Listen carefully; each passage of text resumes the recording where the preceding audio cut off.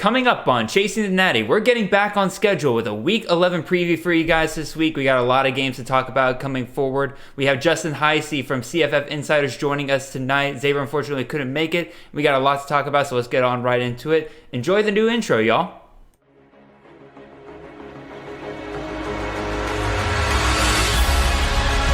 Look downfield and Circus one-handed catches made.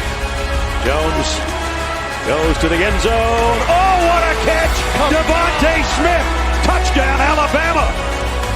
Watch out for Mr. Robinson. This kid is going to be special and is already flashing. This is Chasing the Natty, a college football fantasy podcast.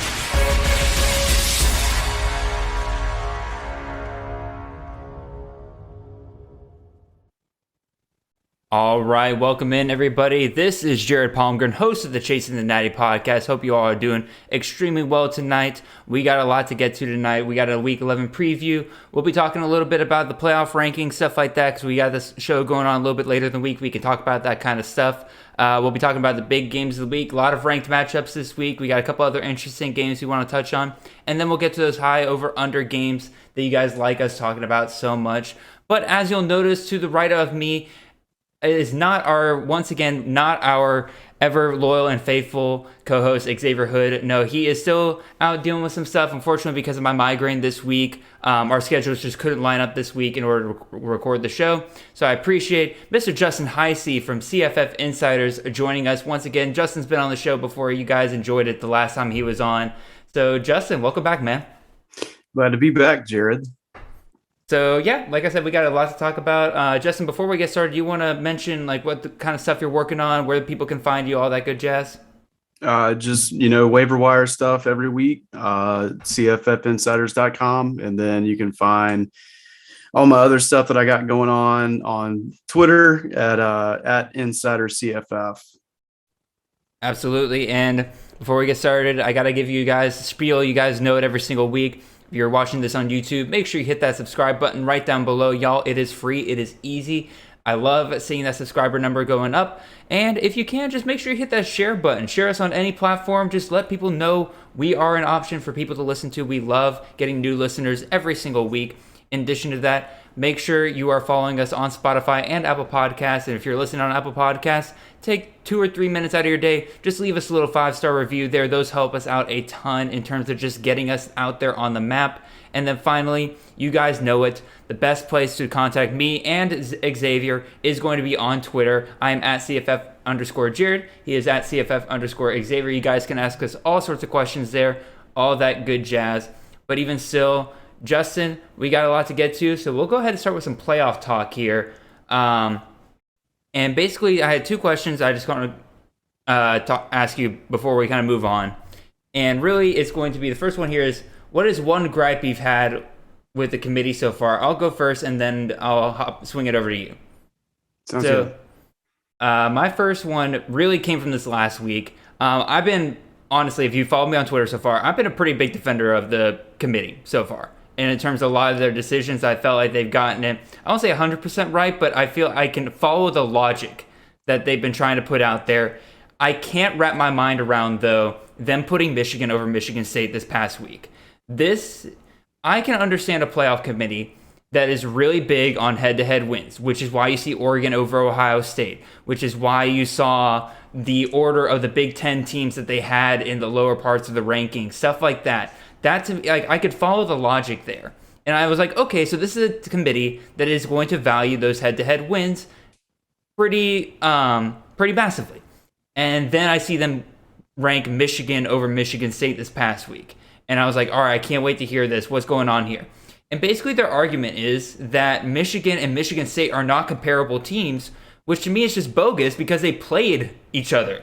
And we saw Michigan State beat Michigan. They have similar records. They played a lot of the same teams and have performed pretty similarly compared to those teams. I just don't understand this whole idea of all of a sudden Michigan is this tier above Michigan State and thus that's why they can rank them ahead. Because again, they have that in the criteria. If 2 teams aren't comparable in their opinion, then the head-to-head record goes out the window. It's why you don't see Texas A&M up there with Alabama, even though Texas A&M beat Alabama. They clearly think Alabama is a better team than A&M, just on a tier level. But again, Michigan State, I just don't see that tier difference. What do you think, Justin?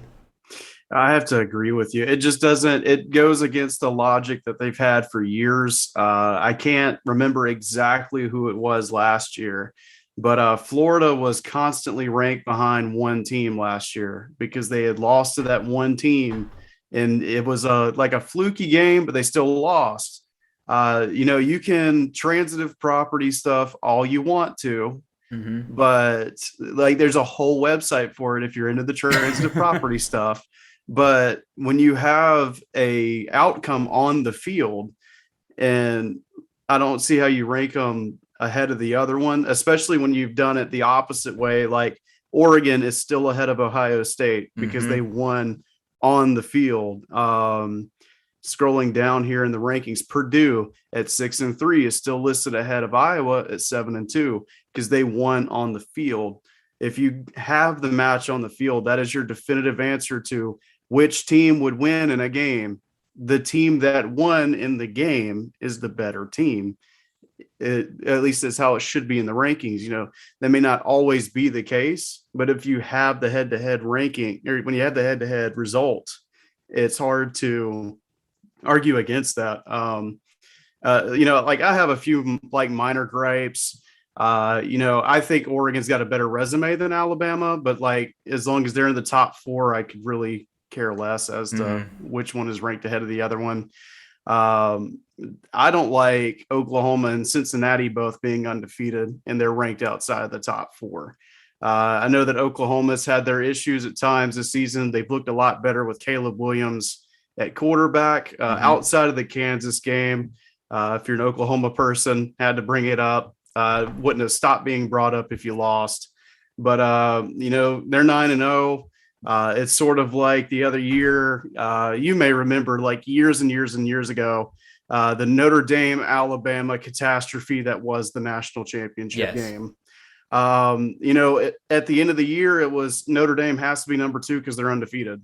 Like we all know that they're not good, but they're undefeated. It's kind of the same thing with Oklahoma. And then on the other hand, Cincinnati's got a win over a top 10 team now, and they're still ranked outside of the top 4.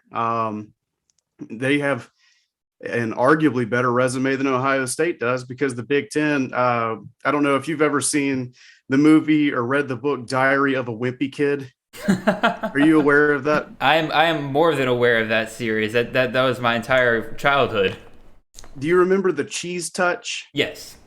So the other side of the Big Ten is like the cheese touch. Like nobody wants it. Nobody wants to win that thing for some reason. Nope. The second somebody gets some sort of advantage, they end up losing. And so, like Ohio State's resume is just not that good. Your best win is over Penn State, which, to be fair to Ohio State, they still have the crux of their schedule to play, and that's kind of a similar argument to Oklahoma here, is that they got a lot ahead of them. And touching on Cincinnati, I am of the opinion that I thought Cincinnati should have been ranked number 4 last week. I think they should have been ahead of Ohio State. I think they should have been ahead of Oregon, because I agree with you that they have a better win. Or I guess Oregon technically has a better win, but Cincinnati has done what they needed to do. They have played their games that they required. They beat 2 Power 5 teams on the road. This isn't like them playing it in Cincinnati. These are on the road in tough environments. Indiana Stadium, lest we not forget, was completely packed to the brim for that game. So let's not pretend like Indiana was some team where nobody really cared about and they're like some Vanderbilt or something like that where you can constantly take over their stadium. That stadium was completely full for that game. But even so, regardless of that, I can think Cincinnati should have been number 4, but I don't think it's fair to say to the committee, like a lot of people are saying, that they're looking for a reason to keep Cincinnati out. Cincinnati's schedule, this is where I disagree with you, Justin. I don't think their schedule is as good as Ohio State's. I think week to week, playing in the Big Ten is going to be a tougher schedule than anything Cincinnati is going to be facing in the AAC, especially this year. The AAC seems to just be down compared to they have been in past years. And in addition to that, Cincinnati's had quite a few struggle wins, 3 in a row here in the past couple of weeks. But Cincinnati is now the highest ranked Group of 5 team of all time in the initial poll of the playoff. They've even gone up one spot. This was never a treatment that UCF in the past years got. Not that UCF even deserved it, but they should not have gotten, or Cincinnati is being given a bump because of their because of their great win over Notre Dame. And to act like that if teams continue to lose ahead of them, I mean, heck, Ohio State, Michigan State still have to play. Michigan and Ohio State still have to play. Oregon, with the way they're playing, they're probably going to drop another game. Georgia, Alabama, they still have to play each other. Like, I think there's a great shot I think there's a better chance that people are giving the committee credit for Cincinnati to be one of those Final Four teams. I don't know. That's just my piece on the whole thing. Yeah, I get what you're saying, and I definitely agree that the week to week thing for the comparison of the two is an apt observation. Like I said, I just think the resume is better for the one over the other, but which even you said yourself that they should probably be number 4. Again, that's my opinion. I think they should be ahead of Oregon and Ohio State, but I'm not going to act like that the committee is like looking for ways to keep them out. I think they're trying at their best to fairly rank them. I don't think there's some grand conspiracy to keep the Group of 5 out. Yeah, and I think there's a lot of, like, the UCF syndrome is real. I thought, a lot of people talk about the back-to-back year snub of Central Florida. The second season, I think they would have made the playoff had Mackenzie Milton stayed healthy. You kind of look at that team and, like, Mackenzie Milton was the team. Both of those seasons, and the second that dude went off the board, there was just like I thought to myself they could keep winning, and I'm still not putting them in the playoff because I don't think D'Ariel Mack is as good as Mackenzie Milton is. And let's not forget they didn't have nearly as good of a win in either of those 2 years as Cincinnati does over a top 10 Notre Dame team this year. No, their schedules were real weak those 2 years. So. Anyway, that's what our gripes with the committee. We'll go ahead and move on to things that we'll defend the committee for. And really, I've already kind of jumped into this a little bit. I defend somewhat where they put Cincinnati, mostly in the fact that a lot of people are overreacting to it, in my opinion. I still think Cincinnati's in a great position. But you mentioned Oklahoma being undefeated and being down at number 8. First of all, that to me points to the fact that this is not some Group of 5 versus Power 5 deal. I think this committee is trying their best to weigh these schedules and the team's performances against them. And really, when you look at Oklahoma, a lot of people will point out, like, yeah, they've had some struggle wins. No, they haven't had some struggle wins. They have had 7, and I repeat that, 7 one-score wins over an entire schedule in which not a single team has been ranked when they played them or is ranked now. That is a lot of problems and a lot of red flags for a playoff committee looking at this Oklahoma team and saying, hey, if they're struggling against this kind of competition, what are they going to look like when they play against real competition? Now, Oklahoma's going to have their chance to prove themselves. They play Baylor this weekend. We'll get to that game later. After that, they play Iowa State. Iowa State's a good team. Regardless of what you might think of them being at 3 losses already, Iowa State's a good team. And they're playing at Iowa State, if I remember correctly. And then finally, they close the season out with Bedlam, and they got to play at least one of those 3 teams in the Big 12 championship. So they're going to get another win there. So Oklahoma's going to get their chance to prove themselves here, and I think they go undefeated the whole way. Yeah, they're in regardless. But even still, I have no problem with them being ranked down to number 8 because, again, they just haven't performed against a relatively weak Power 5 schedule so far. It's the same thing as Wake Forest. Yeah, I get that. Wake still being where they're at. I put out an awesome tweet this week that I thought it was awesome. I don't know if anybody else did, where I talked about how Sam H looked really good in that game. The Sam H from the team from North Carolina looked really good. I think I gave you a like for that one. That was pretty good.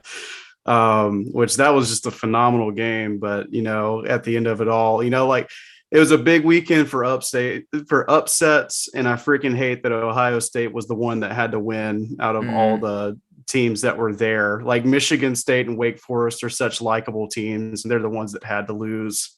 I I ended up defending. I told Jared before we started recording, he's like, I don't know that people really upset about BYU being ranked over Ole Miss. And I was like, well, my team's not even ranked for the first time in what feels like a decade. And so it's hard for me to even know what people are upset about anymore. It's simple. Pick a fight, and the fan bases will come running. I've been fighting UTSA fans last week, which I'll get to that here in a second, and then I was fighting Michigan fans this week because they believe that they deserve to be ranked ahead of Michigan State for whatever reason. I don't understand that, man. I'd probably have like Washington people all over me again if they were for some reason ranked again. Washington Husky fans don't like me. I said that they don't know how to play offense, and they got offended for some reason. And so, like, I'm choosing to go with the BYU over Ole Miss argument. Ole Miss kind of, they're a very good offensive team. We all love Matt Corral. We all love Dontario Drummond. Ely, it's a great offense. Love Lane Kiffin, but they have not beat a ranked team this year. Every time they've had a test that has came up, I think they have the opportunity to do that this weekend because I think they have A&M on the schedule. Not entirely true. They did beat Arkansas. They beat Arkansas by 1 point. They did beat Arkansas, and Arkansas is like now ranked at 25. Mm-hmm. And so that's kind of like, and they've kind of gotten to the point where enough teams have lost to where they can be ranked again. That's kind of in the same boat Clemson's about to be in. After a dominating win over UConn. Hope to God we don't win by a freaking touchdown against UConn this week. Dude, I would laugh so hard. I'm not going to lie. To where Lob would lose his mind. Lob would lose his mind if UConn kept it within a touchdown of Clemson. Lob would be so happy, and I'd be so upset. Well, I'm just going to put it on record now. I'll come on to whoever's podcast next week and proclaim that UConn is like the greatest team in all of football if they can keep it within a touchdown against Clemson. I am cutting that audio and I'm sending it to Lob as we speak.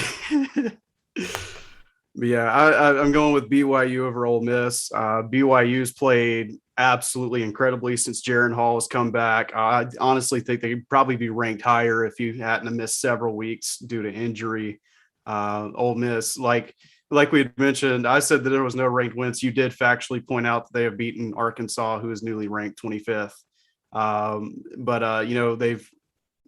The teams that they have gone up against, they didn't look very competitive against Alabama, at least not late. It was competitive somewhat early. Mm-hmm.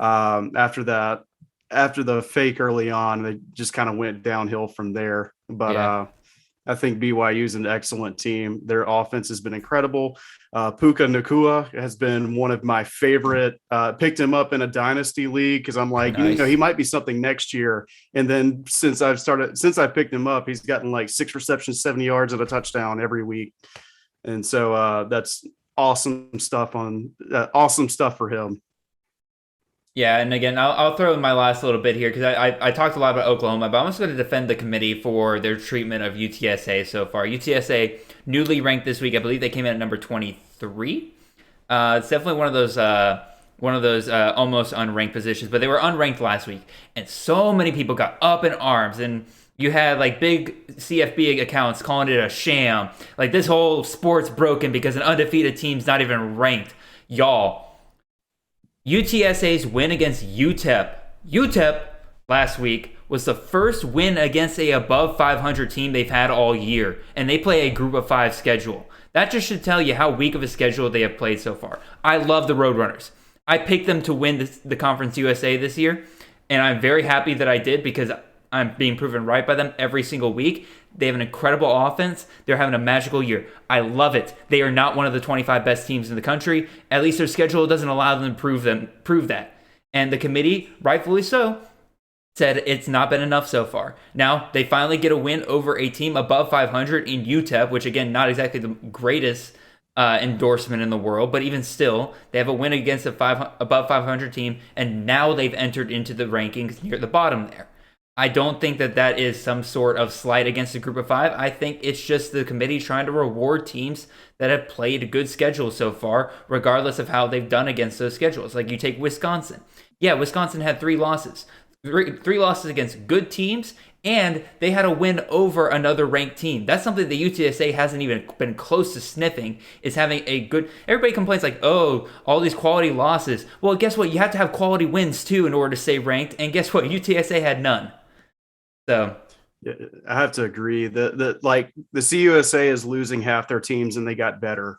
That's not something that anybody should be able to say, that your conference is losing half their guys to a different conference and the teams that you brought in are just better. And so, look, I love Sincere McCormick just as much as the next guy. I think he's a fantastic player, but it's just like you said, there's just not a very good schedule behind that. Even if you are 9-0, there's just not a very good schedule to go behind it. And so, congratulations on your ranking. That's fantastic. I don't know where UTSA is historically been ranked. I have to assume that this is one of the highest rankings they've had in program I think this history. is the first time in school history that they were ranked. If not, it's been a very, very long time since they were last ranked in the AP poll. Well, there you go. Congratulations to you guys. That's fantastic. But it's one of those things you gotta earn it if you're going to be a G5 school, and playing a bunch of teams that you mentioned are under 500 is just not I know you have to do it, but that's just not how you build a playoff resume. We'll go off on a little tangent here. I didn't write this in the notes or anything like that, but a lot of people complain about the discrepancy between the Power 5 and the Group of 5, and I agree that there should be different expectations for those different levels of college football. But a lot of people argue that it's unfair to the schools at those different levels, and to some point, I agree. I definitely agree that for a school as an individual, it shouldn't be entirely on them in order to prove, if you're a Group of 5 school, you have to go out of your way to schedule a tough schedule. You have to pick good out of conference opponents in order for the playoff committee to even consider you. Power 5 teams don't have to do that. You see with Alabama, their conference schedule is their resume at that point, versus a Group of 5 schools, you have to do out of conference in order to prove yourself. To me, you solve the problem with this by adding a system of relegation into college football. Have different conferences be tied to different Group of 5 conferences. Have the last place or even last 2 place schools in a Power 5 conference be relegated down to a Group of 5 conference, and the top 2 in a conference be relegated up to a Power 5 conference each and every year. I think that would do massive wonders in terms of trying to increase parity in the sport. What do you think about that, Justin? It certainly is a good idea. It's just a matter of how you would implement the relegation process, because there's so many TV deals and things like that. I do think there's there's a little bit of a double standard when it comes to things like, Ohio State almost loses to Nebraska. Cincinnati has a close win over Tulsa. And it's no big, nobody even thinks twice about it when it comes to Ohio State, but it's Cincinnati almost lost to Tulsa. They shouldn't even be. And it's kind of you're the best, you are the best Group of 5 program. Everybody is gunning for you. Everybody's gunning for your head. They want to be the team that beats you. And so that's kind of one of the things, when teams like that play you close. Tulsa's had a really strange year. As far as they've been really good against teams that are really good. They've been really bad against teams that are really bad. And it just doesn't quite add up. But, it's kind of those double standards. It's they almost lost. It's yeah, well, they almost lost too. And I know Nebraska's got the best. Nebraska's got the number 1 statistical offense in the Big Ten. But what does that really say about the conference? Does that say that they're really good, or does that say that the Big Ten's offenses are just not very good? And so that's kind of one of those things. It's there's some teams that are you kind of have to convince us that they're good for me to believe that you're good. They're good. I don't think Nebraska's a very good team. Adrian Martinez has been there for years. And I think he's just about as known of a product as he's ever been. And things like that. Their defense is a little bit better. And the run game has been really good with Ramir Johnson in the backfield, but it's at the end of the day, it's still Nebraska. They just fired their entire offensive staff this past week. And so, like, what does that say in comparison to this? So there's some double standards there that I think we need to kind of move past at some point. Because Cincinnati keeps winning. It's hard to deny a team that's beat a top 10 team and keeps winning. From like any sort of conversation when it comes to that, I think it would be irresponsible to not have them in it if they keep winning at the end of the year. I feel like there's very little argument to not have them in it in a year like this. I think this year is built for a G5 team to make it into the playoff. Now, what they do at 4 against Georgia, if Georgia ends up beating Alabama in the championship game, which I think there's a good reason to think that they would. What they do against Georgia as the 4 seed will be really interesting, considering we just saw basically this same Georgia team go against this same Cincinnati team in the bowl last year, because both of those teams just brought everybody back. So it'll be really fun. I could see it being close, and I could see it being not close at all. So that'll just be something that we have to see when we get there. But I tend to agree that there are some things. It's like if you want to be a G5 team and you want to compete, you got to schedule like you want to compete. And then there's some instances where it's like you can't really fault them here because this is where they're at. They're trying to get out and get better. I will say one thing I appreciated from the committee, they mentioned this really before like any of the rankings came off and everything, but one thing that they wanted to clear up was an intent to schedule. So like you get a lot of these group of 5, because again, a lot of these matchups are scheduled out like 5, 6, 7 years in advance. Just crazy outlook. So if you get a group of 5 school who's like, all right, we think we're going to be good. Like we're an up and coming program. We're going to be good in like 5, 6 years, like truly a great program. We want to go ahead and schedule out like FSU. Or Clemson. Let's take Clemson. You're a Clemson guy. We'll take Clemson. Clemson was like a perennial contender every year. But then you get a year like this where suddenly Clemson is just not the typical Clemson that we're used to. Is that the group of 5 schools' fault for Clemson not living up to their billing? I don't think so, and the playoff committee doesn't think so anymore. They said that if there's an intent to schedule a true a good Power 5 school, and that Power 5 school doesn't live up to expectations, you really see that with Indiana this year, with Cincinnati. I think that Indiana win is propping up Cincinnati more than people are giving it credit for, because everybody's like, oh, Indiana's not even that good anymore. Well, Indiana was having a good past couple years here, and they were ranked at the beginning of the season, let's not forget. So like people clearly had high expectations for that Indiana team. So I don't know. I just want to throw that little nugget out there so that people can understand the criteria that people are trying to have with the playoff committee. Anyway, I think we've talked about this long enough. We're almost 30 minutes into here.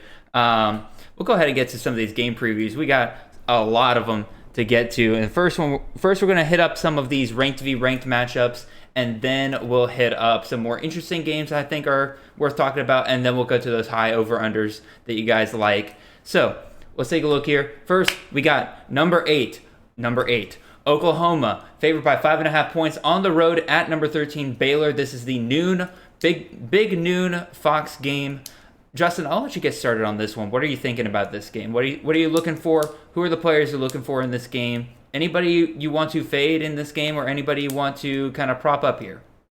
So just some guys to throw out here at the beginning of this discussion is, Tyquan Thornton and is Jerry Bohannon, right? Jerry Bohannon. Yeah. For some reason, I wanted to call him Gary. The G throws me off all the time in that spelling of Jerry. Fair enough. But Jerry Bohannon, he had a rough week last week against TCU. I think you have the potential of Baylor probably looked ahead to Oklahoma and got caught off guard. I wouldn't say that, because Baylor TCU is a pretty big rivalry. They're in the Big 12. They're both like the big Christian schools there. They hate each other's guts. Yeah, but it is one of those things though. It's like you got Oklahoma, who's been the dude in this conference for years. Next on your schedule, you got TCU coming up. They got no Zach Evans. They got no Max Dugan. No Gary Patterson. No Gary Patterson. You're probably thinking that there's probably a chance that you're like, we can focus a little bit more on the Sooners this week than we would traditionally need to. And then you get caught off guard and Chandler Morris hangs 460 on you. And so I believe that, Caleb Williams is an obvious starter in most weeks. And he's an obvious starter again this week because Chandler Morris is like Caleb Williams is just a vastly better version of Chandler Morris because he's a runner with an arm. Chandler Morris is a runner with an arm. And so obviously Caleb Williams would be the guy to roll out, but Oklahoma's had some issues with this defense that's supposed to be better than it has been in the past and isn't. And so Tyquan Thornton's a guy that you definitely need to roll out. Even in a bad week for Baylor, he still catches 5 passes for 120 yards and 2 scores against TCU. Jerry Bohannon probably cleans up the picks this week after being put in a big spot. This will be a true telling game for Oklahoma because Baylor's typically had a pretty good defense this year. And the 450 yards from Chandler Morris was super out of character for them. So this will be an interesting week for Caleb Williams, probably his first true test since his debut. And then you have, of course, like I said, Bohannon and Tyquan Thornton, who are surely going to put on this weekend. Yeah, you touched on it. My biggest thing I'm looking for in this game is that Oklahoma secondary, because I believe I read a stat the other day where only one player in Oklahoma's secondary was playing in the same position as he had started fall camp in. Everybody else was either injured or shifted in position because of those injuries. So he had a lot of guys playing out of position there in Oklahoma, a lot of guys that weren't set to be true starters, and Oklahoma's deep at a lot of positions. Secondary does not seem to be one of them. So they had a bye week. They're getting some of these guys back healthy. I'm interested to see if that is indeed the source of Oklahoma's problems, or if there just really is just a bad scheming in the secondary right now that teams are able to exploit. Until then, like you said, Tyquan Thornton, Jerry Bohannon, obvious guys to start here. Abram Smith, I still think is going to be one of the better backs in the Big 12. I think he's a start here. And then Oklahoma, I maintain still, don't rely on any of their wide receivers because they seem to have a new favorite every single week. You got Mario Williams, you got Marvin Mims, you got Jadon Hazelwood, you got Mike Woods. You never know who's going to get the favoritism that week. But one thing I think you can rely on at this point is going to be Kennedy Brooks running the ball down Baylor's throat consistently. So I think he's absolutely a start here as well. We usually do picks on the show. Usually it's just between Xavier and I, but I'll go ahead and ask you. Do you think Baylor's able to pull the upset here at home? I'd take it. Why not? I'd take it. All right. I think that Oklahoma showed enough weakness this year to where Baylor, after getting caught off guard last week, could come out and do it this week. Yeah, I mentioned Oklahoma's end-of-year schedule here. They got Baylor, they got Iowa State, they got Oklahoma State, and then they play another one of those teams because one of those teams is going to be the second-place person in the Big 12. They play them again. That's 4 games right there. I do not know where Oklahoma takes the loss. I'll be real. But I'm pretty confident in the fact that they take a loss in one of those 4 games. So I don't know if it'll be this one, so I'm going to go ahead and take Oklahoma to roll here. But I guarantee you the loss is coming for Oklahoma. So we'll hit up our next game here. We got another ranked matchup, this time in the Big Ten. We got number 19 Purdue, the Giant Slayer, at number 4 Ohio State. Ohio State favored by 20 in this game. It's the 3:30 ABC game. So as I kind of teased there, Purdue taking down Big Ten Giants left and right. First they took down then number 2 Iowa. At Iowa. Then they took down number 3 Michigan State last week in Purdue, or at Purdue University. Justin, can they do it again this week? What are you looking for in this game? I don't see it happening. I feel like if you're Ohio State, you've circled this game. Like you've went out and beat Iowa. You exposed Iowa. You came out and beat Michigan State. I just don't see Ohio State losing this game. It does help Purdue that they've got Drew and Horvath in the backfield back. Horvath, who's missed most of the season, injured, has come back. Big receptions guy.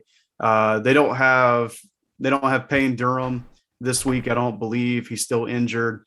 But Jackson Anthrop stepped up pretty big for them last week against Michigan State. Aiden O'Connell, I wish Purdue would get a good quarterback. The thing is, I don't know if Jack Plummer and Aiden O'Connell are actually good quarterbacks. They have moments where they're brilliant, and then they have moments where they're awful. And this could very much be a win if he does what he did last week. Just an incredible stat line. But Ohio State's defense has looked drastically different since the Oregon game. I know they switched some coaching roles around. They've looked a lot better since then. And I think Jackson Smith-Njigba is another big guy that you need to look for Ohio State this week, especially if Garrett Wilson's going to be sidelined again. There was kind of some mystery as to what he was not in the game for, because he's like, I'm good, guys, on Twitter. But Njigba seemed to be like a really big target for them last week. You get the rapport going with CJ Stroud. That could be another big game for him. And on top of that, last week you look at, a lot of people are dogging Kenneth Walker as a Heisman winner, but he still hung up 146 yards and a touchdown on the ground against Purdue. And Ohio State's running game is still pretty good. That Henderson kid ain't bad. Which I don't think any of us expected him to be, but Henderson ain't bad. He's a little banged up right now. That's my only thing with Henderson right now, is how much they're willing to kind of give him the rock going forward. Because it looks like there was a time where they were ready for Henderson to be that bell cow role, but it's just like taking one shot too many recently. I think he might get a little bit more limited role this week, especially if Mayan Williams is good to go. I'd fade him a little bit, but I'm with you 100% on Jackson Smith-Njigba. I've been texting Nate Marchese. He kind of put out his list of who he expects to be first-round CFF guys next year. And one guy that I noticed he didn't have on there was Jackson Smith-Njigba. And after his performance last week, I'm like, dude, I know it's an Ohio State wide receiver. They spread the ball around. But if he's going to do that, and do that consistently, like, he has to be considered for a first-round pick next year. He's going to be a monster, especially with Olave and Wilson likely gone after this year. I'm still shocked that Olave came back. He was set to be like a second-rounder at the very least last year. Yeah, I'm a little surprised that he came back as well. I feel like he's a super known product. I don't know if the receiving – I imagine the receiving class must have been less competitive this season or something like that. Could be, but we say that at the beginning of every draft class season, and then by the time the draft rolls around, we got like 7 or 8 guys that are can't-miss products and go in the first and second round.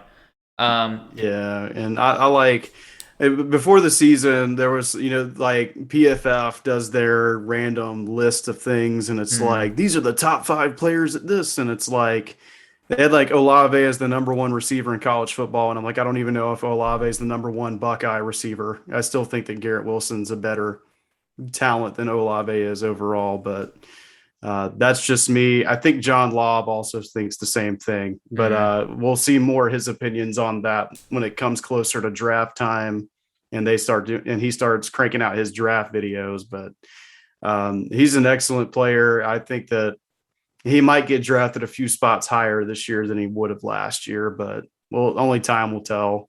The only thing I could think of is like they convinced Olave to come back because he was set. He convinced them that they were ready to go on a championship run this year, which, very still possible here. Ohio State's a very good team. They're one of the few teams that could win a championship at any year that they want to, really.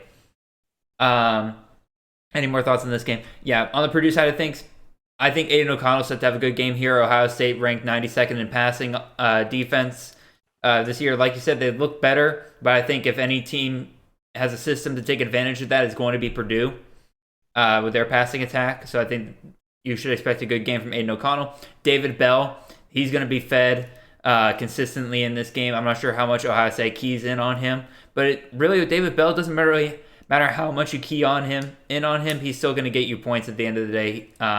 Really unstoppable he is. So I think that's really kind of the look there. So final pick, Purdue. Do they upset Ohio State this weekend or nah? Nah, I'm going with the Buckeyes on this one as much as I'd like to. As much as I love Jeff Brom and I love the Boilermakers, but I just have to go with Ohio State here. Yeah, I'm with you. Again, I think if this was a year where Purdue was kind of flying under the radar just a little bit more, I think Ohio State might trip up here. But I think it's just too obvious that Purdue is not a sleeping giant, but they're a giant killer in waiting, and Ohio State knows that. They'll take care of business this weekend. All right, next game we got here. We got another ranked matchup, this time over in the SEC. Really got a lot of these ranked matchups coming out of the SEC West, and it seems like these guys are constantly playing each other at this point. Texas A&M at Ole Miss. Texas A&M a 2.5-point favorite here. This is a 7 p.m. ESPN game here. Justin, I'll let you get started on this one because you mentioned earlier you really don't have a high opinion of Ole Miss here. But Vegas clearly does have a high opinion of them because they're only dogs by 2.5 points here at home. So do you think Ole Miss has a chance here? There's probably a chance, but this is Isaiah Spiller showcase game. Ole Miss's rushing defense is not it's 108 nationally. That team is like solely based on the run. You lose Haynes King at the beginning of the year. Calzada's not been bad, but he's kind of like the Kirk Cousins of college football, and that it's like we all know that he's not this elite talent. But we also know he's really not bad. Yeah, he's not terrible at the same time. Like with a good team around him, maybe they can do something and make things interesting. Like Jake Fromm a couple years ago. Exactly.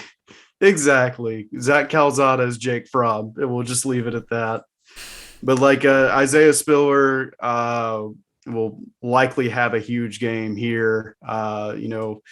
You've seen multiple big rushing games against these guys. The Texas A&M Auburn game last week was super strange, but at the end of it all, you hold Auburn to 3 points. Auburn's not a bad team. There's definitely moments where they look better than they do other moments, but they're not a bad team. Ole Miss is dealing with an injured Matt Corral. Have dealt with that for weeks now. And I don't see Ole Miss pulling this out here. Yeah, no, I definitely agree with you on a lot of aspects here. It definitely looks like a good matchup for A&M here on the ground. You mentioned Isaiah Spiller, love the call there, but Devin Achane, I think is going to be another guy that people are going to be looking for here. Some short passes out of the backfield, get him in an open space and watch him take off or a touchdown. Like he has home run ability really every time he touches the ball. So I expect him to break off one or two great runs in this game, whether that be through the air or whether that be handing it off to him.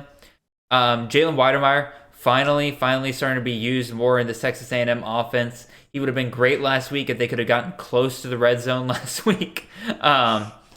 Golly, that was like people want to clown Georgia and Clemson for their game that they had, but man, they say that A&M Auburn game was not much better last week. Ugly. It was such a bad game.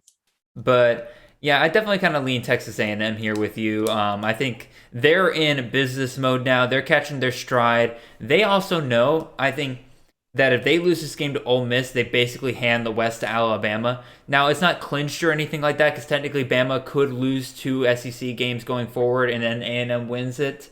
But Bama's not losing to both Arkansas and Auburn. They might lose to one of those teams, but they're definitely not. Heck, it'd be probable they beat both of those teams regardless. But if A&M loses it here, they basically know they hand that over to Bama. They don't want to do that. They beat Bama. They want to be rewarded for that effort of beating Bama. So I think they come in here, not in Super Bowl mode, but they come in here in business mode. I think they take care of business. Give me the Aggies to win. But we haven't really talked about the Ole Miss side of things here. Again, A&M defense. Is this A&M defense looking really, really good? Is this a game that we fade Matt Corral on? Do we fade guys like Jerry and Ely? Do we fade guys like Dontario Drummond or any really wide receiver that they trot out there? God, that wide receiver room is basically an ambulance walking around. What do you think, Justin? Yeah, I mean, it's really hard to fade Matt Corral because even with, he was injured last week. The receiver room is just completely different than it was to start the year, and he still throws for 300 yards against Liberty. I'm not saying Liberty is as good as they were last season, but that's not really a bad team. I mentioned earlier that the CUSA got rid of half their teams and got better. These are one of the teams that is better than what they got rid of. I could definitely see this being a game that we're like hesitant hesitant to throw Matt Corral in. I'm not saying all out to just bench Matt Corral, because I'm not going to be the guy that says that and he throws 5 touchdowns against Texas A&M and then I look like an idiot. But it's one of those games that you're like, you're probably looking at your matchups and seeing that and you're like, ugh. Yeah, okay, I'll just ride with them. Definitely double check your matchups is what I would say. Like, if you can find a truly better matchup with some of your other QBs on your roster, I would say then bench Matt Corral. But if you're just struggling, yeah, play Matt Corral. Start your stud. Exactly. All right, we'll hit up our final ranked v ranked matchup here. Not our final helmet game, but our final ranked v ranked matchup we got going on here. We've hit the Big 12, we've hit the Big 10, we've hit the SEC. Now we're going over the ACC to number 16 NC State at number 12 Wake Forest. Wake Forest favored by 2 points in this game. This is the 7:30 game on the ACC network. Rule of thumb for college TV scheduling. If it is a ranked v ranked matchup, it should not be relegated to a conference television. That's just me. This game should not belong in the ACC network. You can absolutely put this game on, I don't know, ESPN. I know ESPN's already had the Texas A&M. I don't know. Find some national TV to put this on. I know the ACC is not that great this year, but regardless, like, come on, y'all. Anyway, that's my rants. Justin, what are your thoughts on this game? Who are you looking for? So NC State side, it's Devin Leary, and that's the only player I'm looking at, because God knows who else is going to step up for that team at this point. And from any point in this, it could be a Mezzi, it could be Thayer Thomas, it could be Ricky Person, it could not be Ricky Person, but Devin Leary is going to throw the ball a lot this weekend. And Wake Forest's defense is not very good. We saw that last week. They're not very good. They can't stop a whole lot. Sam Howell ripped them to pieces last week. And so it's really hard not to roll out Devin Leary. I can't help you on wide receivers. Have no idea who they're going to throw the ball to. I'll throw this in here real quick. We saw Ty Chandler just absolutely take over that game last week in the fourth quarter against Wake Forest. I believe he scored like 3 touchdowns in the fourth quarter against Wake Forest. Or maybe should we be taking an extra look at guys like Zonovan Knight or even Ricky Person, one of those guys maybe taking over in this game if Wake Forest's run defense really is that just beaten and battered, especially later into this game? What do you think? I think I'd like to liken that situation similar to Wake Forest last year when you ran into the issue where you'd run out Kenneth Walker, and then Kenneth Walker would rack up 100 yards, 150 yards rushing, and then Christian Beal-Smith would take the goal line touches out of nowhere. Yeah. And I could totally see a scenario where that happens, because they've been splitting Bam Knight and Ricky Person all year long between the two of them. I wouldn't fault anybody for starting either of those guys. Don't get me wrong. I have to agree with you fully that Ty Chandler absolutely tore them to pieces in the last game. And I'm sure that they're watching the tape on that. And both of those dudes are very capable backs. It's just a matter of me as to which one does it. Which one are they rolling out? Wake Forest, I don't see have any problems. I agree with you that why are they throwing? So this is not only a ranked matchup, but this could decide the Atlantic Division of the ACC. Because as much as Wake Forest has to lose twice for Clemson to get back into it. It's very unlikely to happen. The stupid, idiotic non-conference conference game last week basically ruined any chance of that happening. And NC State could very well win this game, and then they'd have to win out to win that side of the division. So long as Clemson kept winning, because if they lose another one, they drop below them despite having the head-to-head. As you can see, I put in a lot of time and effort to figure out, okay, after you lose the ACC, after you lose to Georgia at the beginning of the year, it's kind of just like, all right, well, we can still be in this. And then you look really terrible when you start the conference play. It's like, okay, at least we're still in the lead in the ACC. And then you lose to NC State, and it's like, I want to die. And so, then you lose to Pitt by a lot, which that was just so much stupidity on Clemson's part that they freaking lost that game.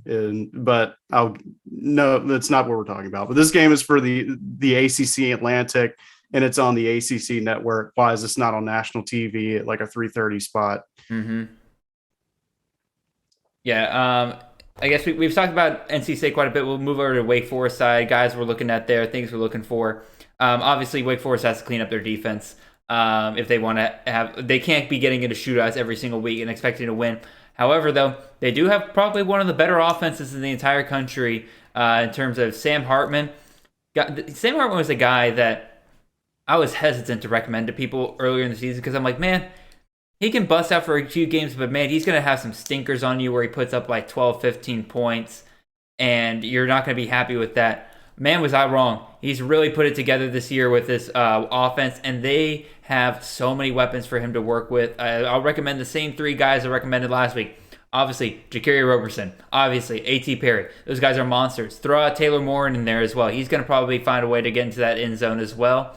They're going to be passing that ball quite a bit around. And really, the only thing is I'm not super excited about their run game really anymore because like I liked Christian Beal-Smith there for a little bit because it looked like he was finally going to take over that backfield with Kenneth Walker out. And it looks like that's how they were going to go, but then Christian Turner's now kind of slid into the running back rotation, and I don't know. I can't really find a guy to recommend there. Yeah. It's a mess back there. The passing game's really good. Yeah.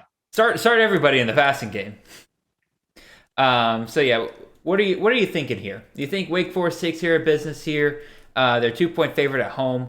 Do you think they take care of business, take control of that ACC Atlantic Division, or do you think NC State is going to just really show that why Wake Forest was never somebody we should have seriously considered as a playoff contender?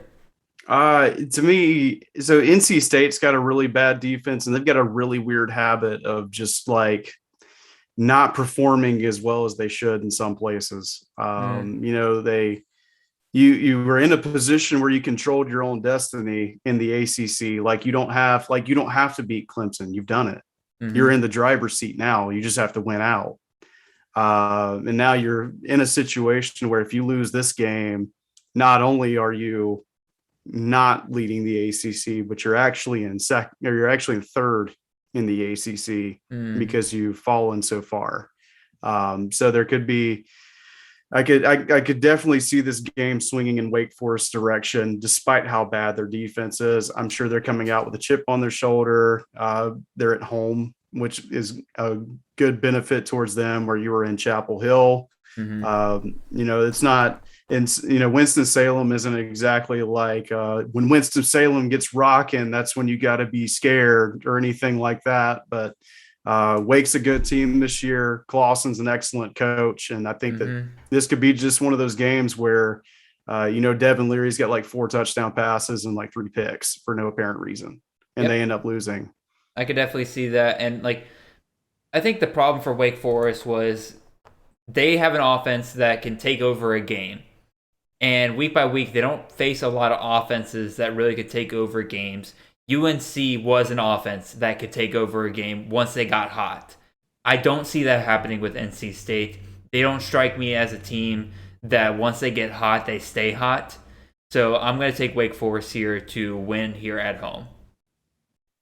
So those are our ranked matchups. We're now going to move on to some other games that I just found kind of interesting. I feel like are worth talking about. And we'll move back to the SEC with this one. We got Georgia, number 1 Georgia, a 20-point favorite on the road at Tennessee. This one is the one that's really kind of having a lot of people talking. You know, Georgia currently is receiving all the national praise for their what looks like a generational defense in terms of what they've been able to put out on the field so far. And everybody's looking for that weakness there. Because if Georgia's defense can be exploited, can then the offense be slowed down enough for them to win for somebody to win a game against them? That's really what people are looking for here right now. Because let's be honest, it's hard to beat anybody if the most amount of points they've given up all year is 13 points. Lo and behold, here comes Tennessee. Josh Heupel, hired as a first-year head coach, really has turned around this Tennessee program already in terms of what they're able to do with the players that they have. And Tennessee currently has one of the highest-scoring offenses in the past couple of weeks. I believe in the past 3 weeks, they've averaged 40 points a game, which is one of the best in the country currently, and they're doing it through the air. And a lot of people have kind of identified Georgia's secondary really as if there's a point to attack on the Georgia's defense is going to be that secondary. So Justin, I'm going to ask you here. Do you think that there's any truth to that? Do you think there's a possibility that Tennessee could pull the upset here? No. Okay. Absolutely not. No way. Until a team proves to me that they can cover a spread against Georgia, I'm not picking anybody to. You heard it here first, folks. I'm not the homer here. Like, there's just, you can say, anybody can say what they want. I think Tennessee's a lot better when Hendon Hooker is in the game. That team is just so much better when they have Hooker in over Joe Milton. I don't understand why it took that long to make that swap, but that's just not happening. The Georgia's played they've played better teams all around than Tennessee. Like, Arkansas had just come off like a huge win and Georgia blanks them.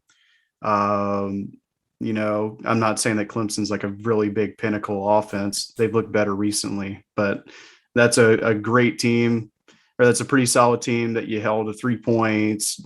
Kentucky's had a really solid offense all year long. Georgia holds them to 13. I don't see this. It would have been 7 if they didn't use all 3 of their timeouts in order to get a touchdown in the last second of the game.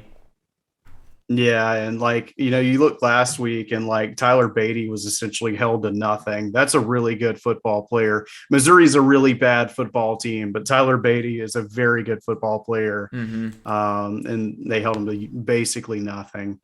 So I have no reason to believe that Tennessee is going to win this game or even keep it close. I think Tennessee puts up the most amount of points that anybody's put up on Georgia so far this year. I do think their offense is that explosive, and they're probably going to beat Georgia over the top once or twice. My guess is that they probably put up about 17. That's the number that I'm feeling like 17 to 20 is the number that I kind of feel like I could see Tennessee scoring here on Georgia's defense. The problem is everybody's focused on Georgia's defense versus Tennessee's offense. They forget to consider the other matchup, and that's Georgia's offense versus Tennessee's defense. And we just saw Kentucky put up 45 on Tennessee or 42 on Tennessee last week. Georgia's got, again, say what you will about Georgia's offense. I know that they're not some revolutionary offense. I've heard all the jokes, y'all. I've heard all the jokes. We're not LSU. We're not Bama from the past couple of years. I know we didn't get to that point, but we're still a pretty solid offense that's still numbered in the top 10 in scoring this year. I can easily see Georgia doing more than enough to put more than 20 points on the board on Tennessee in this game, especially by the end of the game. Georgia's going to be fine in this game. In terms of players to watch out for in this game, Georgia's, if I hate to admit as a Georgia fan, really, Georgia's been just a fantasy dumpster fire in terms of just seeing guys consistently get it. Jermaine Burton is somebody I will say watch out for this week. He was 2 yards short of having 3 touchdowns last week. He was stopped at the 1 yard line twice in that Missouri game. So if they continue to use him like they did last week, he'll be somebody to watch out for in this game. And then really, you want to recommend Hendon Hooker. You want to recommend guys like Bayless Jones and stuff like that. But you don't want to recommend anybody against Georgia's defense at this point. I don't know, Justin. Anybody you got your eye on? It's hard to obviously. If you're really hurting this week and have to roll Hooker out against Georgia, that's the guy that you roll out for Tennessee. Georgia's such a confusing team year in and year out to have to at least when Mark Richt was at Georgia, I knew that they were going to run the ball a ton with one or two guys. When Mark Richt was there, Todd Gurley was getting the freaking ball, and that's why you get Todd Gurley. But I don't even know who's going to play quarterback anymore. They played 2 dudes last week against Missouri, which I'm sure that was just it's one of those things. It's Bennett's getting tired in there, JT. Hop back in. We'll get you warmed back up. But JT comes out, you can hear the rust and creaks coming off of him as he throws the ball. It's just you throw him in, you pray to God he doesn't get hurt again, and then he goes back out on the sideline. Yeah, Jermaine Burton's probably the only guy I would trust remotely on Georgia's offense. And that's not to say that they're bad. It's just to say that they're like maddeningly inconsistent. Yeah, especially when it comes to target distribution, definitely. I mean, you can always throw Brock Bowers out there as well. Yeah. One of the better tight ends this year for fantasy. Which, I mean, last week, Bowers caught 2 passes for 39 yards. That's like 5 points. That's not bad. Like, you can definitely get worse from a tight end. And, like, he was very, very close to taking it to the house. He got knocked out about 4 yards short. Also, on that play, by the way, if you haven't watched that play, dude stiff arms a guy through the earth to China. I don't know what Missouri player that was, but man, he's going to be feeling that stiff arm for years. Anyway, we've been talking about this game long enough. Move on. Going back to the Big Ten here. This, if you really think about the AP poll, this is a ranked v ranked matchup because I believe Penn State is ranked, but we got Michigan, number 6 Michigan on the road at Penn State. This game's a pick'em. This is the noon game on ABC. Justin, what are your thoughts on this game, and who are you looking for in this game? I don't know why it's a pick 'em. I'm picking them. I'm picking Michigan to win this game.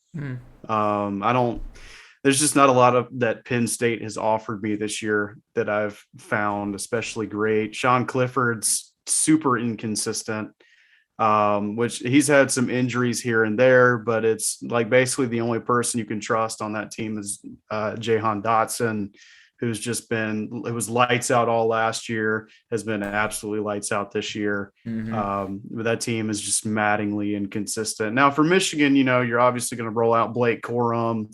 Hassan Hankins isn't bad too. I would say, this is where I'm going to cut in here for a second. Blake Corum got injured in last week's game. And there you go. It's Hankins. I would say, so you're probably going to want to roll out Haskins, because Haskins, if Corum really is out, Haskins might be looking at a bell cow role here. Maybe Donovan Edwards comes in, kind of takes a load off of him a little bit, but even so, you're going to see an increased amount of carries for Haskins this week, which, with how potent Michigan's running back game has been so far, that could be really, I know this week is a week for a lot of people, is a make or break in terms of getting into the playoffs. That could help you out so much. I mean, even if you wanted to be ballsy and roll out Cade McNamara from Michigan, don't know why you even own a Michigan quarterback for fantasy purposes. But if you happen to have that one, even last week so Penn State played Maryland last week. They won 31-14, but Talia still passed for 370 in a loss. They just didn't score, is all that really comes down to. Penn State scored, they didn't. And that's why they end up losing. Typically that's how you lose, is that you don't score points. But breaking news, y'all. That's how it goes. Speaking as a Clemson fan this year, that's how you lose. You just don't score. You do not score points on offense. And that's all Maryland didn't do last week. They had the yards. And so if you're really hurting that bad to where you need to throw Cade McNamara in the game, this is probably the game to do it. Yeah, and again, you mentioned already, Jahan Dotson really is kind of your guy there for Penn State. If you just, he's going to be a stud that you start every single week. Call it a gut feeling, but this is the kind of game that I can see Sean Clifford really getting up for and having a great day through the air. Now, Penn State's running game has been a problem for them all year long, so it's going to force Sean Clifford to make throws this game. And really, the question really becomes, how much do you trust him? I'm not sure that I trust him a ton, but again, just call it a gut feeling. I think he performs well in this game. Penn State has kind of become the forgotten stepchild of the Big Ten right now, because everybody loved them at the beginning, but all of a sudden they drop a game to Illinois that was completely inexplicable, and then they lose again to Ohio State, and everybody's like, oh, they're not on Ohio State's level. But let's not forget, they played that game pretty well. If it weren't for a fumble return for a touchdown, that game looks a lot closer all of a sudden against Ohio State. That's something like a 26-24 kind of ending score. So I think Penn State has the ability to get up for big games, and playing at home I think is going to help them. Call it a gut feeling. I'm taking Penn State to win here. So move on from here. We got one more kind of game of interest, then we'll get to the high over-under games. And I'm going to give the group of 5 some love here. Here is a game that might decide a conference division right here over in the Mountain West. We got Nevada at number 22, San Diego State. San Diego State, a 2.5-point favorite here. This is the 10:30 game on CBS Sports Network. I think the wrong team is favored here. I do not understand what the odds makers are seeing that tells me that San Diego State is going to slow down Nevada enough and for San Diego to put up enough points to beat Nevada in this game. I just don't see it. San Diego State has a good defense, but against kind of stronger offenses like Fresno State, stuff like that, they've shown to be able to give up some points in those games. And I just don't see San Diego State being able to have enough consistency on offense to really do anything. Guys, I'm looking forward here, really just the entire Nevada offense. I'm looking at, obviously, Carson Strong, looking at guys like Cole Turner, looking at guys like Romeo Dubs. I don't know. What do you think about this game, Justin? I can definitely see your argument for the wrong team being favored in this game. It comes down to a matter of, it's like you said, it's a matter of your defense is really good, but can your offense produce enough to keep up with those guys? Because even in a bad game, Nevada's due for a good 20 to 30 points. And, you know, San Diego State's best games, like I'd say the most comparable game that they've had to a team like Nevada would be Fresno State. They played Fresno State on the day before Halloween. They lose that one 30-20. You know, you kind of keep Jake Haener within like 300 yards and a touchdown. It's pretty solid for Jake Haener, but they end up giving up a ton of rushing yards at the same time. And I just don't know that they have a quarterback that can keep up with Carson Strong. You're running out a former triple option guy as your quarterback. You've got Greg Bell, who's been banged up at times this year, that's leading that offense. I don't see, they must be favored just because they're at home. I have to assume that that's what it is. They're at home and they're ranked. But Nevada's shown that they've won some games this year on the road that they shouldn't have won. And so I could totally see this going in the Wolfpack's direction. Yeah, I already made my case, so I definitely agree with you. I think Nevada wins this game pretty handedly. I just don't see how San Diego State's able to keep up. And I believe this decides, I forget it's the Mountain or the West Division, but one of those divisions is being decided by in this game because Fresno State has 2 L's in terms of conference play, because I think they lost to Hawaii and then they lost to Boise State this past week, leaving these two the only 2 in that division that have 1 loss. And so basically, whoever wins this game takes control of that division. I would be shocked if San Diego State really pulls that off. I'm not going to lie. So we'll move on from there. We'll hit some of these high over-under games we'll talk about here. We'll really hit on the guys that we want to start in each of these games. So we'll go ahead and start here with our first game here. This is the Thursday night 7:30 p.m. game on ESPN. We got UNC at Pittsburgh. Over-under on this game, 74. Justin, start everyone?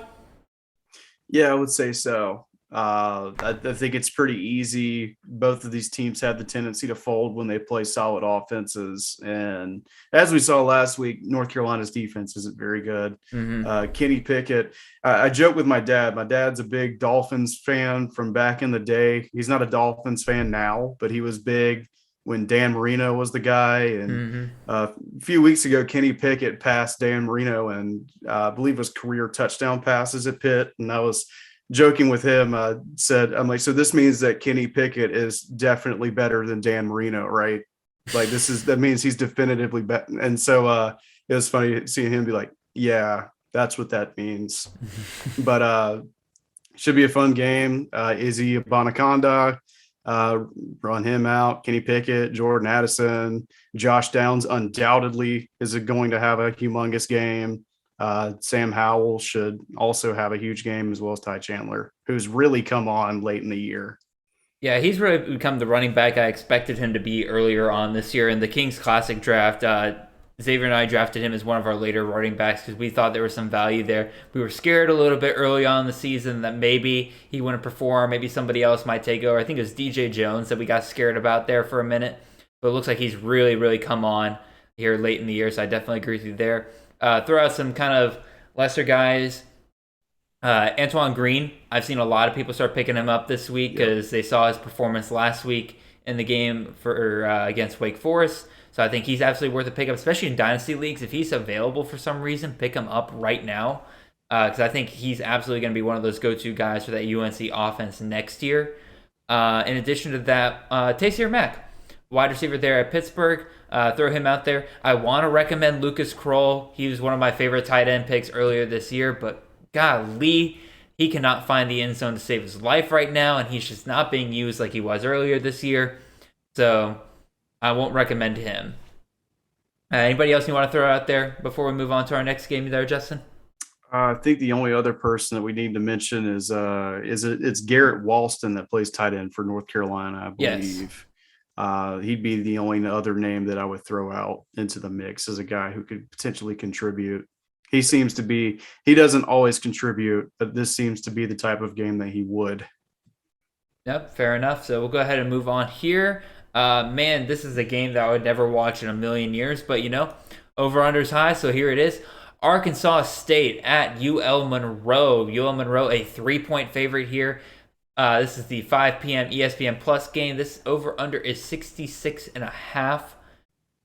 Ugh. God, there's nobody really, or there's guys here that I'll recommend, but it's like there's so many just boom or bust products in this game. Lane Hatcher probably going to be the guy consistently you'll want out of Arkansas State, and then every one of those wide receivers for Arkansas State at this point is just a major flyer. DeValence Hunt, Jet Foreman, Dahu Green, Corey Rucker. You never know who's going to get the ball every single week, but somebody's going to get it. They're going to score points somehow. And then you got UL Monroe on the other side. They're going up against one of the worst defenses in the country in Arkansas State. But most of y'all are probably listening to this being like, UL Monroe, I haven't thought about a fantasy prospect from them in, ever. And so, guys, I'd probably look at their Chandler Rogers, their quarterback / running back. He'll probably get some work. Jared Sparks is a wide receiver I like there. Boogie Knight. Just recommending him on the just solely on his name, because that's awesome. And if you get a recommendation saying Boogie Knight scored you a touchdown, like that's just an extra flex for the week. I don't know. What are your thoughts, Justin? I tend to agree with you. This does seem like the type of game that would be one of Hatcher's better games, where he potentially throws less interceptions than he normally would.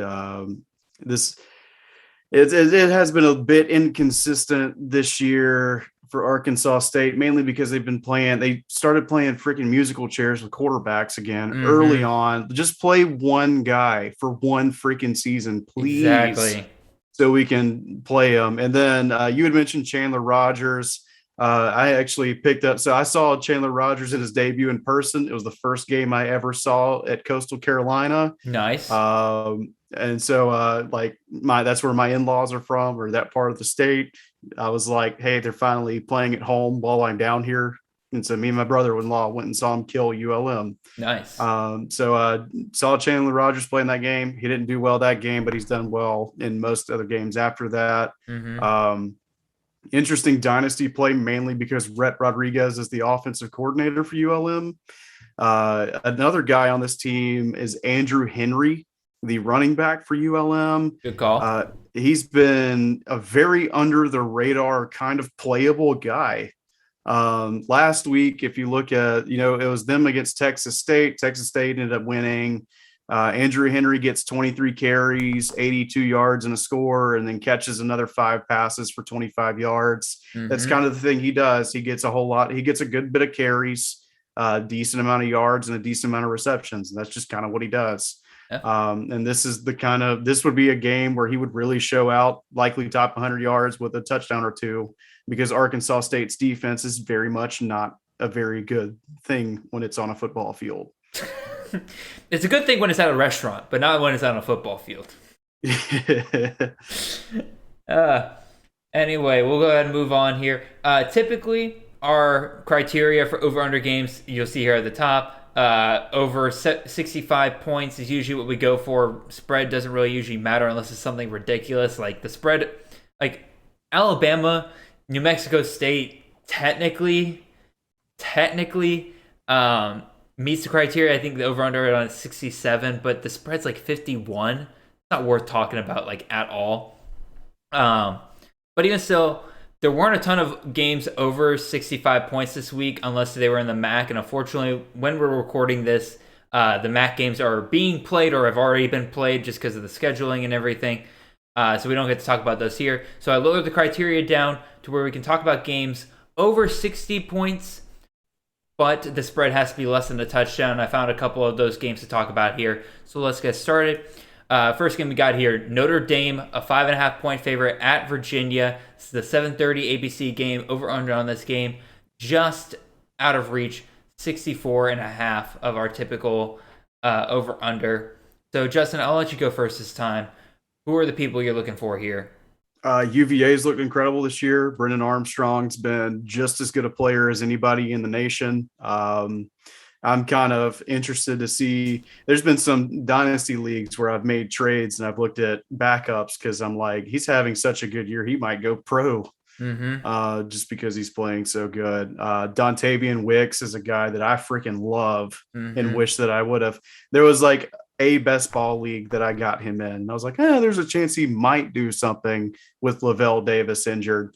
And then he's just gone. You know, he doesn't get a lot of receptions, but when he does get the ball, it's usually 30 yards upfield at minimum. And so that's just him, Armstrong, Keaton Thompson, Jelani Woods. Basically, most of the Virginia offense is a good thing to roll out unless it's a running back. They don't have a lot of options at running backs. On that side of the ball, that's what you got. You got a whole lot of good there. Virginia doesn't do a whole lot to stop the ball. I'd say roll out Jack Cohn. He's likely going to be the main dude for most of the game. You're going to have Buckner come in occasionally and do something like you've seen for the past several weeks. I doubt that they make a switch over this week against Virginia. Just doesn't seem like a likely thing to happen. But Kevin Austin and Michael Mayer are undoubtedly the guys that you would roll out there, as well as Kyron Williams.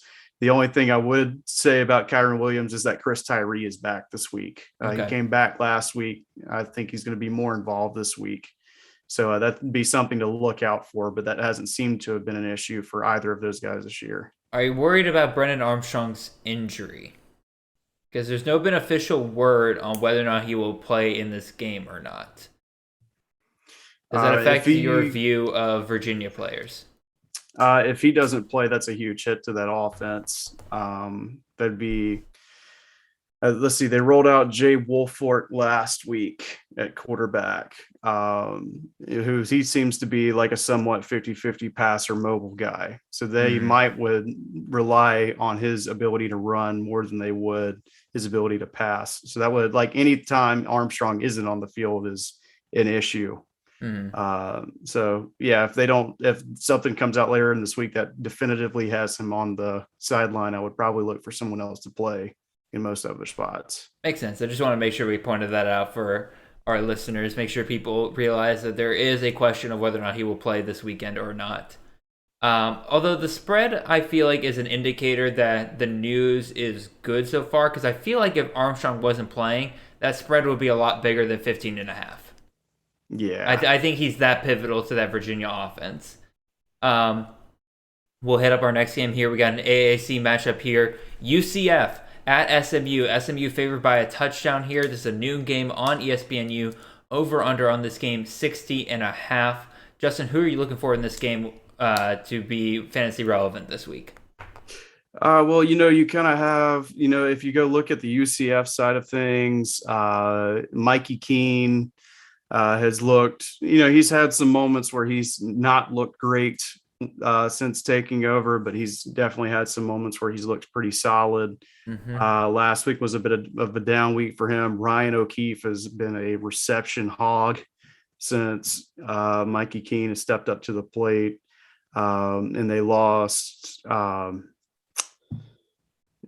Robinson. Yes. I had like Ja'Cory Roberson on my tongue, and I'm like, that's Wake Forest. What is the other guy's name? Mm-hmm. Yeah, they lose Jalen Robinson. Ryan O'Keefe has been an absolute dude for that team.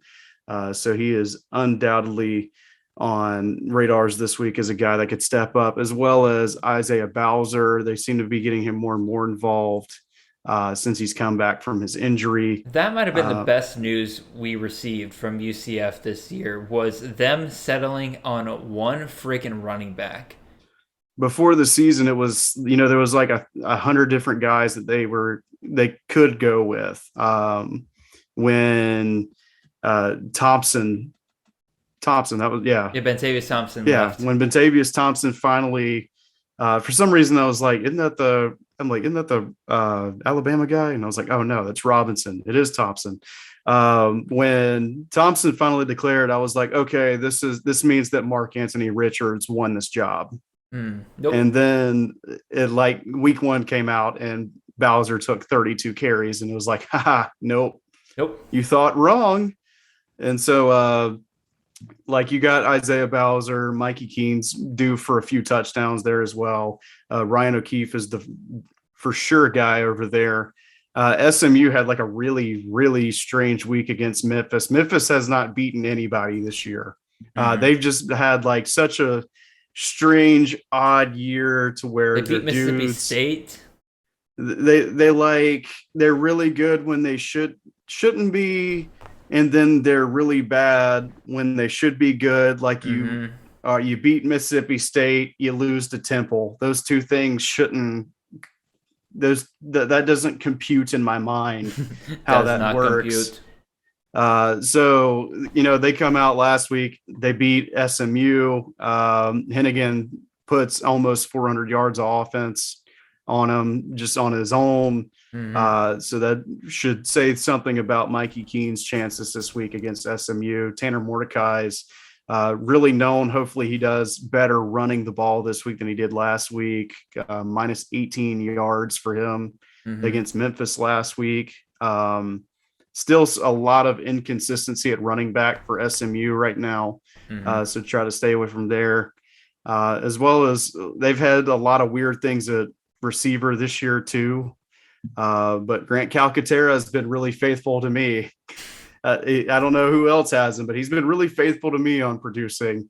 And so that's a guy I'm definitely playing this week as well. Yeah, I think you know pretty much everybody there. Again, obviously on SMU, Tanner Mordecai, any of the three receivers, Reggie Roberson, Danny Gray, Rashee Rice, they're all decent floor, high ceiling guys. You don't know which one's going to break off every week, but each of them are going to get work every week, so you don't have to really worry about them busting on you completely. So I think they're absolutely worth a look there. And again, Bentley kind of coming back, still being slow played there. Trey Sagers is definitely just another guy worth a look there. Because, again, if they're riding him and getting him that volume regardless, I think he's absolutely worth a look there. You got anything else you want to mention on this game before we move on? No, I don't think I have anything else to throw in. Sounds good. I saw you looking at something that looked like you were looking up a stat or something. No, I was checking on something, but no, I don't have anything else to throw in. Fair enough. All right, we'll hit up our last game here. We got an ACC matchup here. We got Miami. What did I just say? Did I say Miami? Miami. God, it's like I'm from the Bronx. Miami, a 2.5-point favorite on the road at Florida State. This is a 3:30 game at ESPN. This is over/under of 60.5. I see a lot of people questioning this line this week of Miami only being favored by 2.5, 3 points at Florida State. And man, I don't get why people are confused. Florida State's had Miami's number regardless of how bad they've been recently. It has really just been a conundrum of why Miami just can't take business at Florida State. Anyway, that's not what we're talking about. Who am I looking for in this game? Well, one of my favorite stories of the year so far, Tyler Van Dyke and Charleston Rambo at Miami. What a duo those two have become, and I love it. Charleston Rambo, as I mentioned in the Gemstones waiver wire pickup article with John Lobb this week, I was calling for the emergence of Charleston Rambo in this Miami offense. Basically from day one since he transferred there, I said that I love the fit, and everything I was hearing out of camp was telling me that he was building a repertoire with every one of those quarterbacks, that no matter who was going to be out there, he was going to be getting targets, getting work. And King's inconsistency in the passing game limited Rambo. But man, once Van Dyke got in there and was a more consistent passer, Rambo's been going off every single week. Out of the last 7 games, 6 of them he's had over 100 yards. And 5 of them he's been the leading receiver for Miami. Love Charleston Rambo. I'm going to keep talking about him there. And then on the running back side of things, Jalen Knighton. All it took was every friggin' Miami running back to get injured, but they finally settled on one guy, and man, he has taken off for them this year. Cody Brown's been looking good as well, but man, Knighton's been getting work on the ground and the receiving work. Love playing him this week. Justin, you got any more guys you want to play out here? As far as, you kind of hit the guys on the Miami side of things. FSU is looking to get Jordan Travis back this week. He had the flu and was out last week. I don't know that Mackenzie Milton really inspired anybody to think that Travis wouldn't be the guy coming back unless he's just still sidelined sick. Jayshon Corbin has been an incredible playmaker for them all year, whether it be in one aspect of the game or the other. He, even against Clemson, even though he didn't have like a ton of rushing yards, he still caught a touchdown pass. That dude's just an explosive playmaker.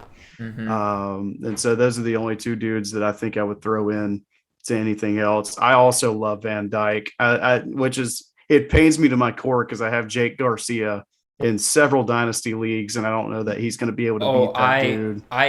In our dynasty league, the one that we're both in, I had Jake Garcia as well. I had Derek King and Jake Garcia. I'm like, all right, lock down that Miami quarterback battle or quarterback position for the next couple of years. And then Van Dyke comes along, and I'm like, I need to pick him up now. And I did. I'm really glad nobody fought me for him. So I got that Miami quarterback room locked down for a while. I have one more name I want to throw out here for Florida State. This is based on nothing in terms of their volume and everything this year so far. Clearly, Florida State's passing attack has not led to a consistent wide receiver for them. But if you are just looking for like a random, maybe Grand Slam guy, I'll throw out Malik McClain. He's a freshman wide receiver there at Florida State. I love him to death. I'm waiting for him to have his true breakout game for them. But any other names you want to throw out here, Justin? I don't think so. I like the McClain call. He's got a lot of potential. They seem to like him randomly. He just hasn't had that. They seem to like him randomly is like the fantasy phrase of the year. I mean, there's definitely a lot of dudes that fit that mold, but McClain is a guy that we'll probably see a lot of next season when hopefully Florida State's line is better. They still don't have a very good O-line. And so that's probably why you're seeing a lot of Travis and less of Milton, is because Travis is much more built for a team with a bad O-line than Milton is. Yeah, absolutely. Fair enough. So those are our over-under games of the week. We talked about a lot of different players there. We talked a lot about different games. Justin, I want to thank you so much for coming on at last minute. Again, things just kind of got a little wonky with me having a migraine there for 2 days. Xavier, because of that, was not able to meet at this time in order to do this. So again, Justin, appreciate you coming on for this.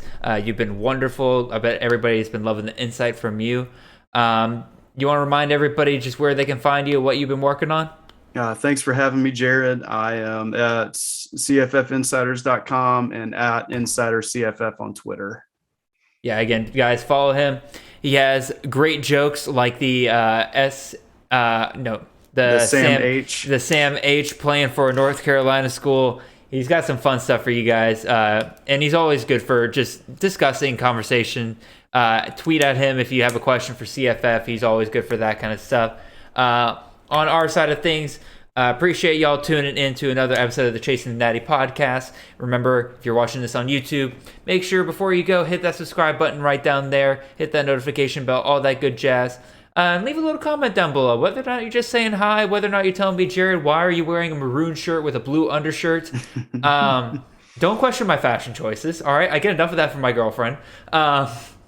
Whether or not you just leave stuff like that, or if you have a question regarding your lineup this week, we love hearing stuff like that from you guys. We love answering questions. Speaking of questions, you can always find us on Twitter. I'm at CFF_Jared. My co-host, who's not here tonight, but he is at CFF_Xavier. We love getting questions from you guys. Wonderful stuff there. In addition to that, as always, if you're listening to on podcasts, make sure you're following us there on Apple Podcasts, Spotify, or really anywhere you can find your anywhere you can find your podcasts. And again, on Apple Podcasts, make sure you leave those 5-star reviews for us. We love hearing those from you guys. Again, got a great week. College football starting to wind down. Got big playoff games for a lot of you guys this week in those 8-teamers, or in those leagues where 8 teams go to the playoffs. Some of y'all are playing for your playoff lives this week because you got to win that one more game to solidify your spot. Crazy week for y'all heading into playoffs. We got a lot of good stuff coming up. Even still, again, appreciate y'all tuning in, and we will see you guys next time.